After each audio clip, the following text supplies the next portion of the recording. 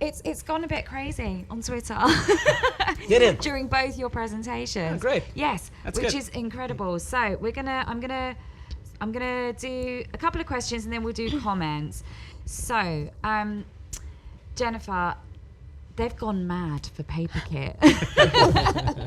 They've gone really mad for PaperKit. So, how can people get their mitts on this?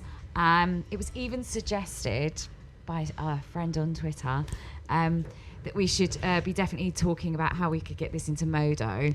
So this is going to have to be one for Greg D. We'll pass it on. But PaperKit, how can people get their mitts on this?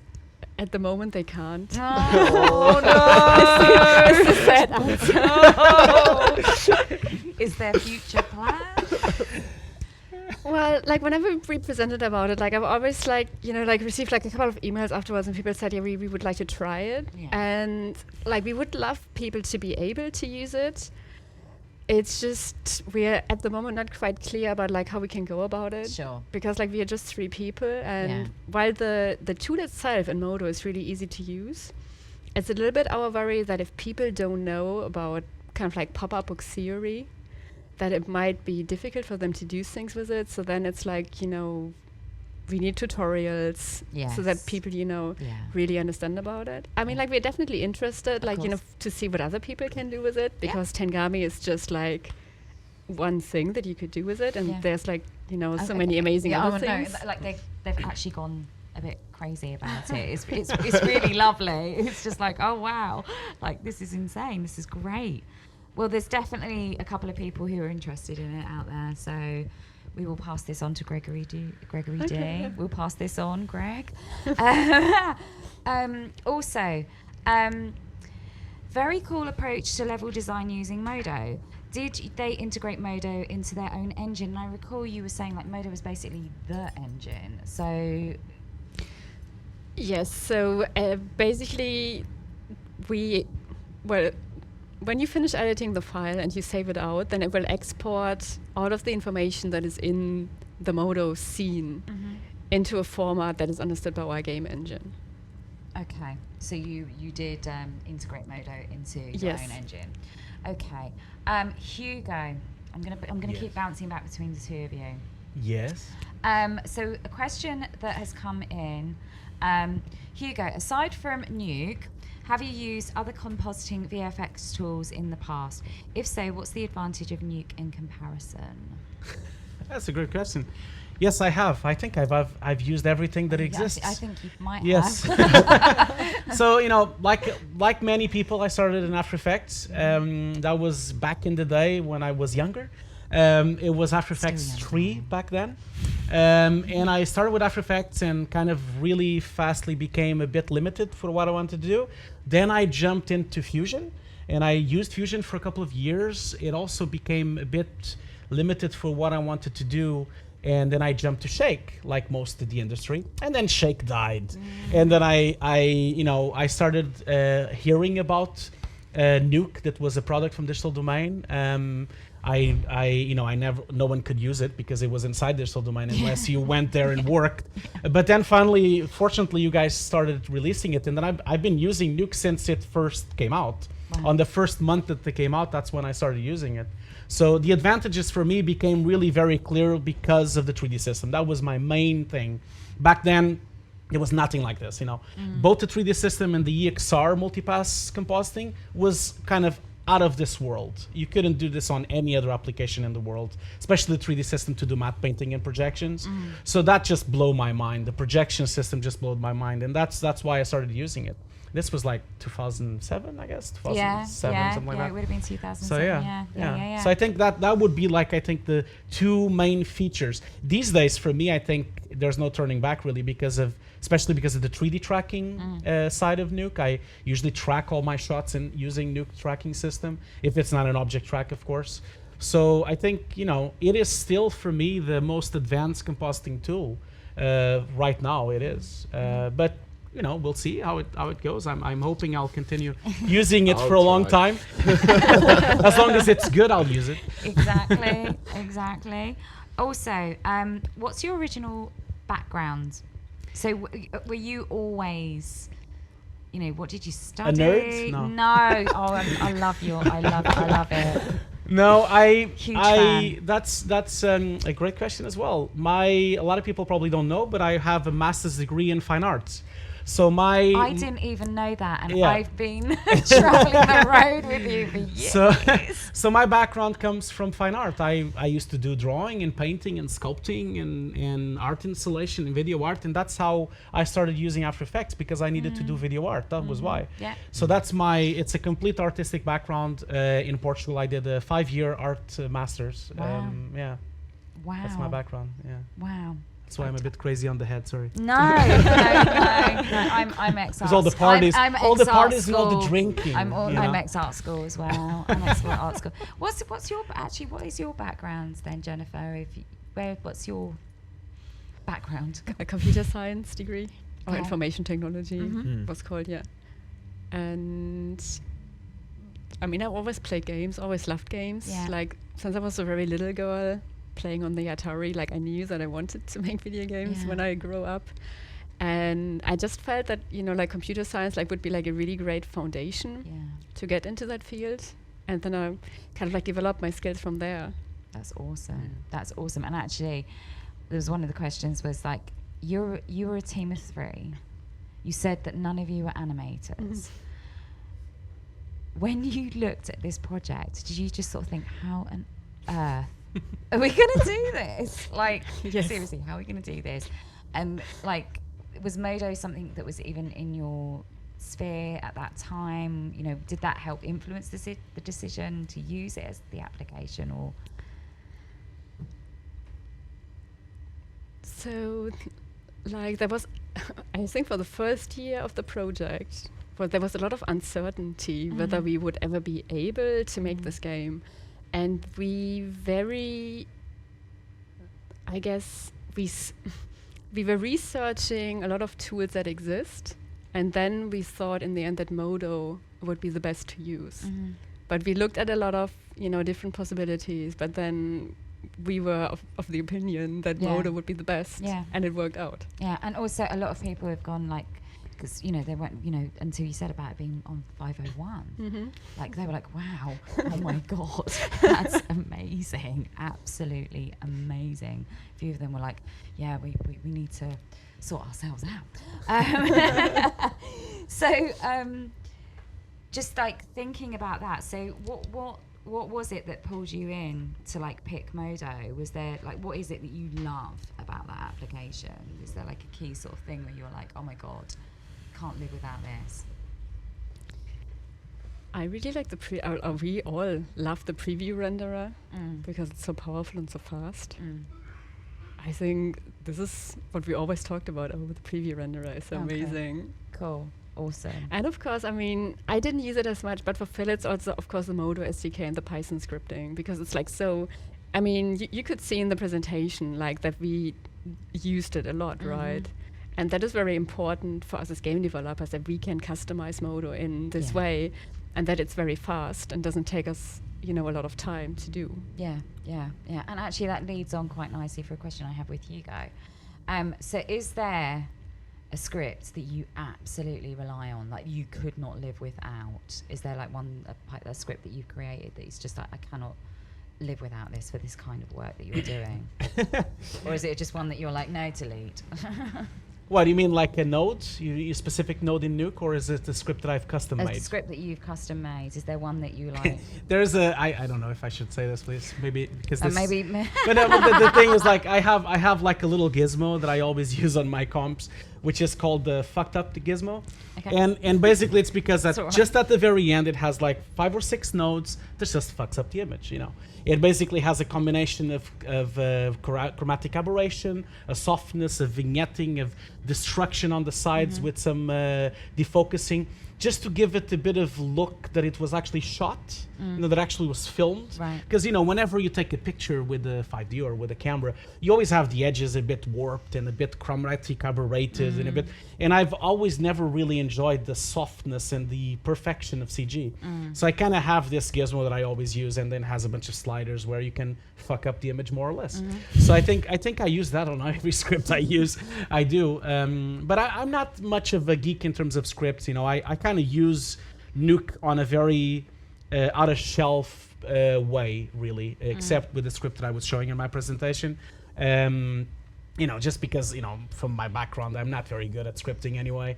I'm not very good at those kind of things. So I never really did a lot of custom scripts, so. Okay. So I've got another question for Jennifer. Is each scene for the book a separate Modo scene, and the scripting they showed is how they jump scenes? Is every scene separate? And the scripting that you showed, is that so that you can jump scenes? I hope I've asked this question appropriately on behalf of this person. Yes. So basically every level in Tengami is split into a number of scenes. So the way that we then, I guess the question is like, how do we connect the scenes in the game, right? Is each scene for a book separate Modo? I think it's about the portals and how you actually did the. Okay. Sorry. So when you say a portal, it depends on the use case. So in the case of the example that I showed with the shrine, so the shrine has I think there's 3 pages that go to it. There's kind of like a gate to enter the shrine area, and then you have the outside shrine, and in this case you also have the inside shrine. And this will be a mini book, like a mini pop-up book inside a bigger pop-up book scene. So that will be the shrine with the 3 pages will be one scene. And then the surrounding background will be a separate scene. And then I didn't explain about it because it's more complicated, but then we have another Modo scene in which we just show proxies of those scenes and link them together.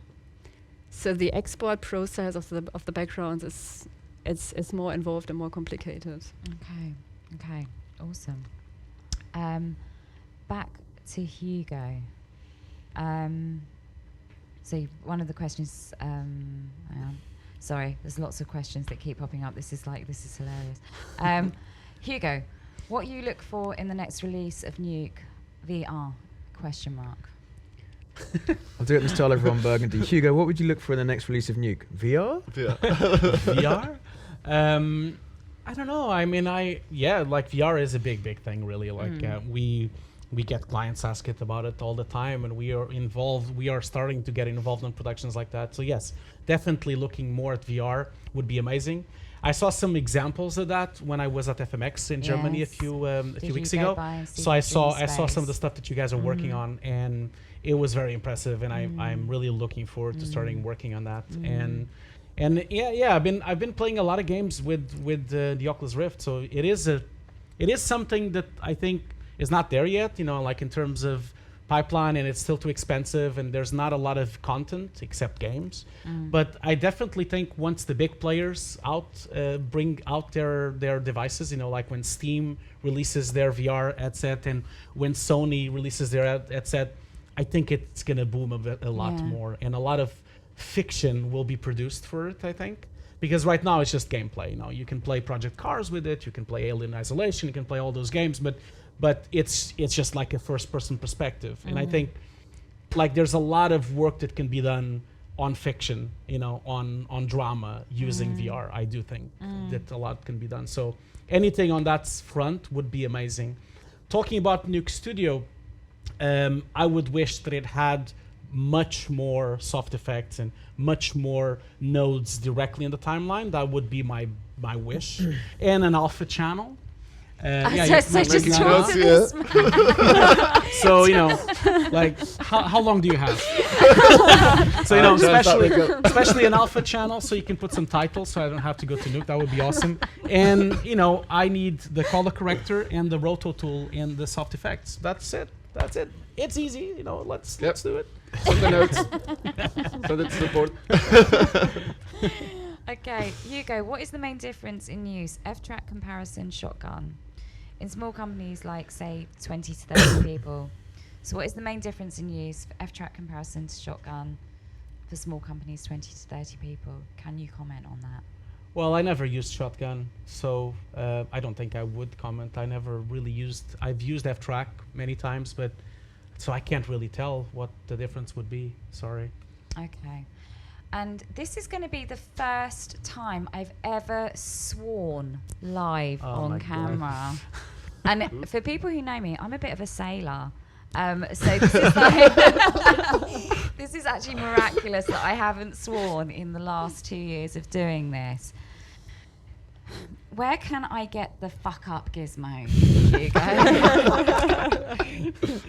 Okay. Well, like they can message me or email me. I'm sure I can share it with them. I should put it on Wikipedia, I guess. There you go. Should call it Put it on fuck up Wikipedia. V1. You know?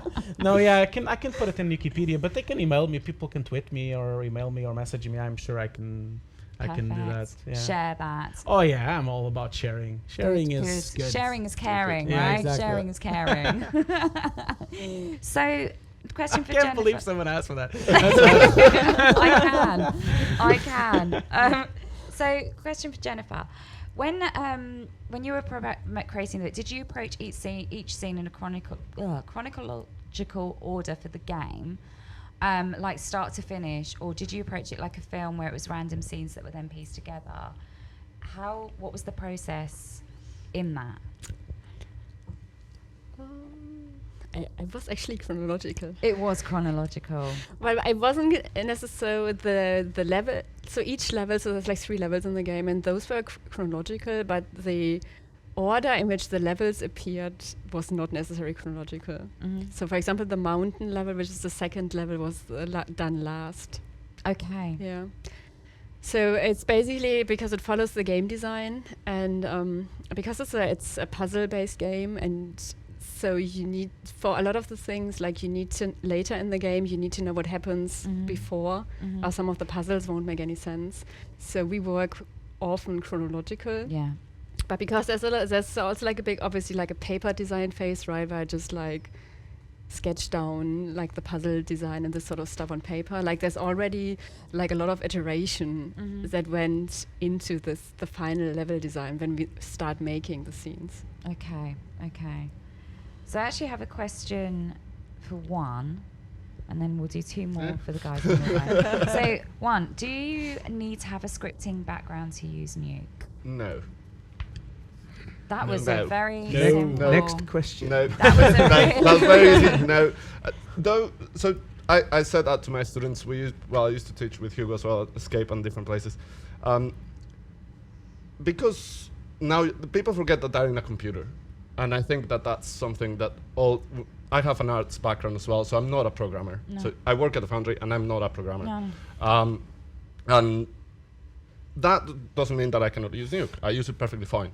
Now, having a little bit of programming knowledge is good, because then you can start understanding kind of all those automatizations that they are doing on their processes to use Nuke to kind of a bigger case and make things faster, and dedicate yourself to do a little bit more of the art and less of the click here, click there, redo this, and rebuilding the scripts. So I think it's a little bit of that. It's not necessary, but it's a great tool on your arsenal to get nice art done. Yeah. So, yeah. Okay, and actually that leads to a nice question for Hugo. As a teacher, what advice would you give to someone wanting to work on projects like yours? And I know you've had a team of students that have just graduated today. Yeah, no, tomorrow. They're gonna Tomorrow, grad tomorrow, yeah. you know, what advice would you give to someone wanting to do the projects like this? Well, I mean, it's always the same advice. It's just really, making sure that you make a great show reel. It's all about having a really great show reel with a lot of good shots. I would really advise to try to have some kind of schooling, because I know a lot of people try to learn applications on the internet or self-taught, but it's a lot easier to have someone guiding you, either to go to a school. There's a lot of schools out there that do visual effects, both in London, in Europe, and a lot of places. Or even if you do online, at least do a course, where you have a teacher you can ask questions and you have some kind of guidance. But that would be my main advice, to do a really, really cool show reel and send it out there. Whenever I talk with my students, they'd say, I've asked them like, oh, have you sent your show reel out? And they say, yeah, I've sent it to a lot of places. How many places have you sent?